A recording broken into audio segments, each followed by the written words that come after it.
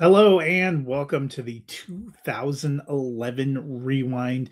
We have jumped back another 5 years. The Rewind is where we look at films from 2011 that are turning 15 here in 2026. And we're kicking it off with one from J.J. Abrams. This his tribute to kind of probably the movies he saw growing up, and specifically Steven Spielberg movies, and that is the film Super 8, a blast from the past. Probably not a movie that is always high on everyone's list, but I saw this on the list of 2011 films, and I felt like it was worth bringing up. We take the action back to the 70s in a small town, a group of kids who are making a film. When something happens and goes wrong, we end up getting aliens involved. We have a lot of the tropes that we saw in some of those earlier films. It was interesting too. It reminded me a little bit watching how this played out of the vibe we got in Stranger Things. I know that was set in the 80s, a long form TV show, but you see some of the same kind of things here.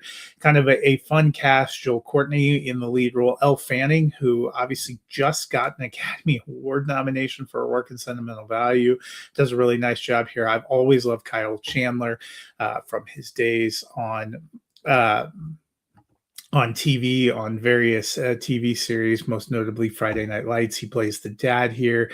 Ron Eldard, who had been a big part of ER and some of those shows in the 90s and early 2000s. This feels kind of like a blast from the past in a really fun way. Seeing it all come together. I know not everybody loved it.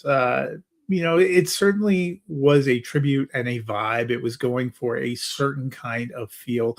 But I think it really captures that well and delivers some beautiful emotional beats there in the third act. I liked the look of it. I liked the use of music. I liked the way it was all put together. It felt like something of throwback at the time, probably even more of a throwback or nostalgia piece now.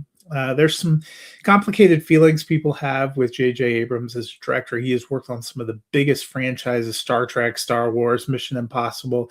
His films aren't always the best in those franchises, although I would contend he has made the greatest Star Trek film.